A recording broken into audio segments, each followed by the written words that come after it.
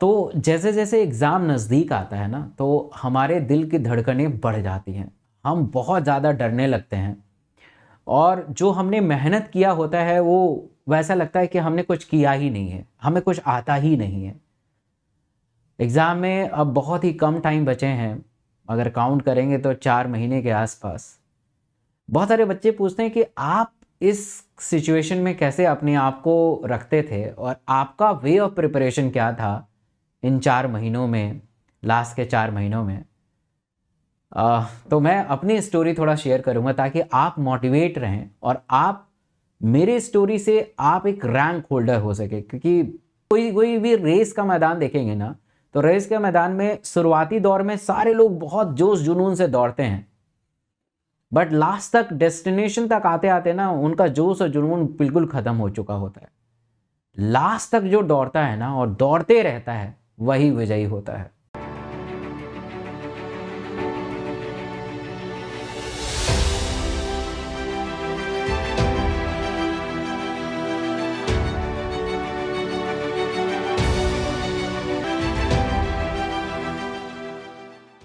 और हमारे NEET aspirant के साथ भी यही प्रॉब्लम होता है। शुरुआती दौर में हमें इतनी उत्सुकता रहती है कि यार हम ये भी कर देंगे, ये भी रेफरेंस बुक करेंगे, यहाँ से नोट्स बनाएंगे, यहाँ से मॉड्यूल पढ़ेंगे, बहुत सारा इन्फॉर्मेशन गैदर करेंगे। जब लास्ट तक आते आते हैं ना हम अपने औकात पे आ जाते हैं, एनसीईआरटी पढ़ना शुरू कर देते हैं। मेरे साथ भी यही प्रॉब्लम हुआ था। मैं पिछले मतलब कि मैं ड्रॉपर था और ड्रॉपर के साथ साथ मैं खुद से सेल्फ स्टडी किया था, क्योंकि मैंने 11th-12th कोचिंग इंस्टीट्यूट ज्वाइन किया था और बहुत ख़राब एक्सपीरियंस रहा। एंड आई रियलाइज कि how to crack NEET by studying NCERT only, क्योंकि मॉड्यूल्स में ना आलतू फालतू के बहुत सारे इन्फॉर्मेशन होते हैं जो रेलिवेंट नहीं होते हैं। आप जो मॉड्यूल पढ़ रहे हैं किसी भी इंस्टीट्यूट का, उसमें देखिएगा एनसीईआरटी ओरिएंटेड चीज़ें बहुत कम होती हैं।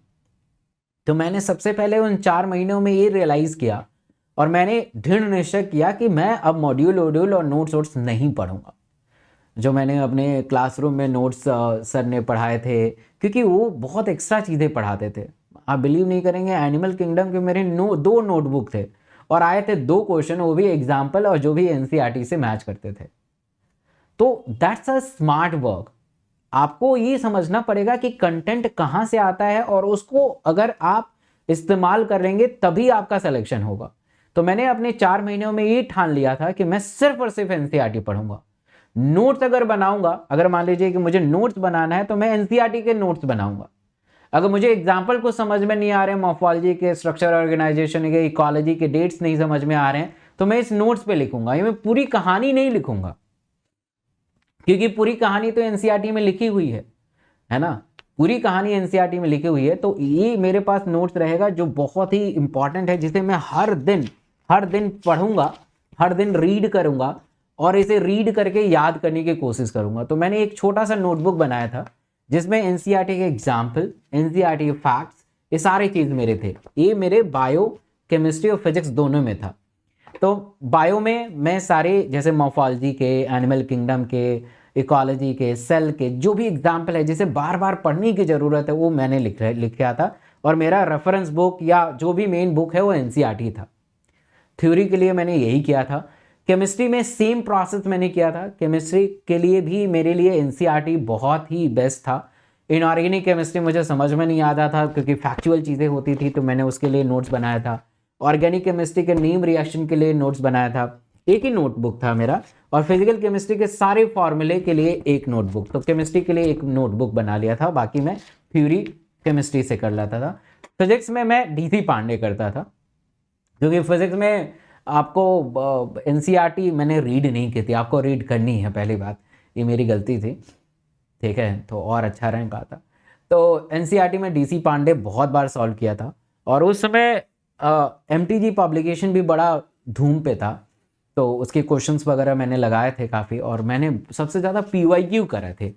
पीवाईक्यू 10 मतलब कि अलग अलग कॉलेजेस के करे थे, मतलब बीएचयू का अलग, सफदरजंग का अलग, डीपीएमटी का अलग, उस समय सीएमसी वेलोर का होता था वो अलग, एफएमसी का अलग, और स्टेट पीएमटी जो होते थे उसके अलग। तो मतलब ये क्वेश्चन करने के बाद जब मैं पेपर देने गया था तो लगा था कि अरे ये तो क्वेश्चन जाना पहचाना है। बट आज के टाइम में ऐसा नहीं होता है। हमारे पुराने टाइम में ऐसा होता था, आज के टाइम में नहीं होता है। आप क्वेश्चन करके जाएंगे ना, वो मैच नहीं करेगा, क्योंकि क्वेश्चन की पैटर्न बदल चुके हैं। मैच द फॉलोइंग आ गया, असर्शन रीजन आ गया है, तरह तरह के कंसेप्चुअल क्वेश्चन आ गए हैं। जैसे मैं अनअकैडमी पे हर दिन सुबह 9 बजे और शाम को 8 बजे पढ़ाता हूँ। कल मैंने क्वेश्चन प्रैक्टिस कराया था, जो मेरी टीम ने बनाया था, वो MTP पे था, मेडिकल टर्मिनेशन ऑफ प्रेगनेंसी। आप बिलीव नहीं करेंगे, मुझे सोचने पे मजबूर हो जाना पड़ा, तबकि मैंने MTP असिस्ट किया है 2-2। अब सोचो कि मैं प्रैक्टिकली नॉलेज लेके आया हूं। मैंने MTP किया है, MTP के लिए ऑप्स गायनी से कितनी बड़े बड़े चीजों को किया है, मैंने खुद किया है MTP यार, DNC मैंने खुद किया है। तब मुझे सोचने पर मजबूर हो जाना पड़ रहा है। तो that's the level of question. मैं आपको डरा नहीं रहा हूं, सच्चाई से रूबरू करा रहा हूं कि आप देख रहे हैं NTA वालों ने क्या मचा रहे हैं। मतलब उस MTP के क्वेश्चन जिसने बनाया था मेरी टीम ने, उसको मैंने फ़ोन किया उस क्लास के पास और थैंक यू बोला कि ऐसे क्वेश्चन बनाने के लिए रियली थैंक यू, क्योंकि मैं बना नहीं पाता हूँ क्वेश्चन, मेरे पास इतना समय नहीं होता है। तो उस MTP अब क्वेश्चन ऐसे आता है कि आपको जज करना चाहते हैं कि आपको वो टॉपिक आता है या नहीं आता है, और उस टॉपिक से सब सवाल पूछ लेते हैं। तो that's a brilliant idea for NTA। तो आपको लेवल ऑफ प्रिपरेशन बढ़ाना पड़ेगा। थ्योरी तो पढ़ना पड़ेगा, और क्वेश्चन की प्रैक्टिस के लिए आप रोजाना सुबह 9 बजे, शाम को 8 बजे अनअकैडमी पे फ्री क्लास में आइए।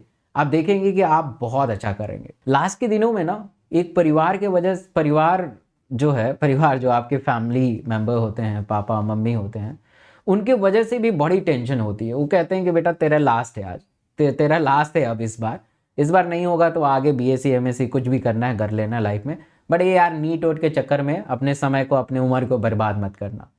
और ये आई थिंक आपके साथ भी होता होगा, कि आपके फैमिली मेंबर कह देते होंगे कि यार अब मैं ना, कब तक अपने लाइफ को ऐसे बर्बाद करते रहोगे नीट के चक्कर में। और ये सत्य भी है, वो सही सोच रहे हैं आपके लिए, वो बुरा नहीं सोच रहे हैं, क्योंकि वो चाहते हैं कि यार नीट कब तक, 2 साल हो गए, 3 साल हो गए, अगर नीट नहीं क्रैक होगा तो फिर तो क्या ऑप्शन है आपके पास? कोई ऑप्शन बचता नहीं है। और कोई भी माता पिता अपने बच्चे को असफल रूप में नहीं देखना चाहता है। अब मुझे रियलाइज होता है कि मेरे मम्मी पापा सही सोचते थे। पापा कहते थे कि यार बेटा लास्ट टाइम है, अब आगे करना है। आपके साथ भी होता है। तो प्रेशर तो होता ही होता था, मेरे साथ भी होता था, बहुत प्रेशर में था मैं कि यार इस बार नीट क्रैक नहीं होगा तो मैं अपने ड्रीम के साथ समझौता करूंगा। मेरा जो ड्रीम था, मैंने जो ड्रीम देखा था बचपन से कि मैं डॉक्टर बनूंगा, उसके साथ समझौता करना पड़ेगा। आपके साथ भी यही हो रहा होगा। बट एक चीज़ याद रखिएगा कि जो मेहनत होता है ना, मेहनत अगर आप करेंगे ना, तो भले ही अभी इस क्षण में उसका इम्पैक्ट नहीं नजर आएगा, भले ही आप कुछ क्वेश्चन को प्रैक्टिस करेंगे, उसमें आप अच्छा प्रदर्शन नहीं कर पाएंगे, किसी इंस्टीट्यूट में टेस्ट सीरीज देंगे, उसमें अच्छा प्रदर्शन नहीं कर पाएंगे, बट एट द एंड आप अच्छा प्रदर्शन करेंगे ही करेंगे, ये मेरा दावा है।